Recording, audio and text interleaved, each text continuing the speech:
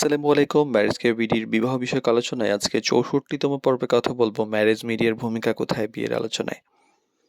তো বর্তমান সময়ে অনেকে বিয়ের জন্য পাত্রপাত্রী খোঁজার ব্যাপারে মিডিয়ার সাহায্য নেন। কিন্তু অনেকের মনে প্রশ্ন থাকে ম্যারেজ মিডিয়ার ভূমিকাটা আসলে কোথায়? তারা কি শুধু বায়োডাটা নেয় নাকি এর বাইরেও কোনো দায়িত্ব থাকে?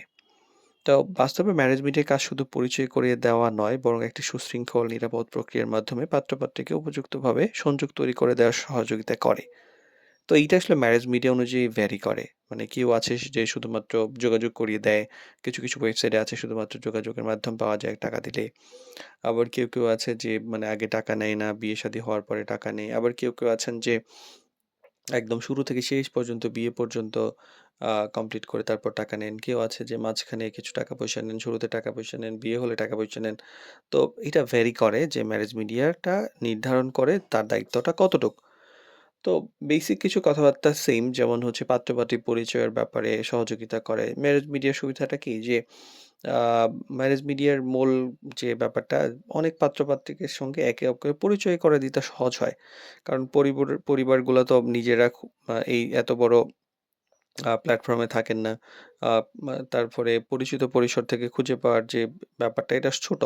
আর ম্যারেজ মিডিয়া নেটওয়ার্ক অনেক বড় থাকে। এজন্য খুব সহজেই সিভি নিজে জমা দেওয়া যায় এবং অন্যকে খুঁজেও পাওয়া যায়। তো এই যে নেটওয়ার্কের মাধ্যমে সম্ভাব্য মিল খুঁজে বের করা সহজ। আর তথ্য সংগ্রহ করার এবং প্রাথমিক যাচাই করার ব্যাপারটা ম্যারেজ মিডিয়া খুব সুন্দরভাবে করতে পারে। দায়িত্বশীল ম্যারেজ মিডিয়া এই যে গুরুত্বপূর্ণ ব্যাপারগুলা সংগ্রহ করে বয়স, পড়াশোনা, পেশা, পারিবারিক তথ্য, বৈবাহিক অবস্থা ইত্যাদি। এর ফলে হয় কি আপনি যখন কারো সঙ্গে যোগাযোগ করবেন এট লিস্ট একটা বেসিক ধারণা নিয়ে কথা বলতে পারবেন যে আপনি এর সঙ্গে কথা বলবেন কিনা বা উপযুক্ত কিনা। আর মানে উপযুক্ত ম্যাচ খুঁজে দেওয়ার ব্যাপারে সহযোগিতা। কারণ ম্যারেজ মিডিয়ার কাছে অনেক ডেটা থাকে তো। দেখা যায় যে মানুষ যেরকম চাচ্ছে অনেক সময় ঐরকমই খুঁজে বের করা সম্ভব হয়। যার ফলে আ পারিবারিক পরিবেশ অন্যান্য বিষয়ের সাথে বিবেচনা করে সম্ভাব্য ম্যাচ সাজেস্ট করা যায়। এর ফলে সময় এবং পরিশ্রম ২ টাই বাঁচে। আর যোগাযোগের একটা ব্যালেন্স তৈরি করে।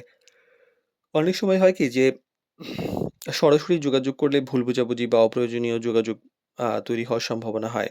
তো ম্যারেজ মিডিয়া থাকলে এই যোগাযোগের একটা নির্দিষ্ট প্রক্রিয়া থাকে যা বিষয়টাকে আরো শালীন এবং আ সংগঠিত করে। কোনো ভুল বোঝাবুঝি যদি হয় বা আ অনেক সময় হয় না বিয়ের আলোচনায় তো অনেক কিছু হয়। এই ব্যাপারগুলো সহজ হয়। আবার পরামর্শ এবং অভিজ্ঞতার একটা ব্যাপার থাকে। ম্যারেজ মিডিয়া হলে কি যে অনেক অভিজ্ঞ থাকে, অনেক ডিল থাকে। তো এর ফলে অনেক কেস স্টাডি করার ফলে অভিজ্ঞতা থাকে। তো এই বাস্তব অভিজ্ঞতার ভিত্তিতে অনেকেই সহযোগিতা বা এই পরামর্শের ব্যাপারে, যোগাযোগের ব্যাপারে বা শর্ত তৈরি করা বা বায়োডাটা তৈরি করা এসব ব্যাপারে পরামর্শ দিতে পারে। আর ম্যারেজ মিডিয়া মূল কাজ হলো যে আসলে ২ টা পরিবারকে পরিচয় করে দেওয়া, সুযোগ করে দেওয়া। চূড়ান্ত সিদ্ধান্ত অবশ্যই পাত্র-পাত্রী নিয়ে থাকেন। তবে একটা দায়িত্বশীল ম্যারেজ মিডিয়া থাকলে পুরো প্রক্রিয়াটাই অনেক সময় আরো সুসংগঠিত, নিরাপদ এবং সহজ হয়ে যায়। তো আসলে ম্যারেজ মিডিয়ারও অনেক আম ভেরিয়েন্ট আছে।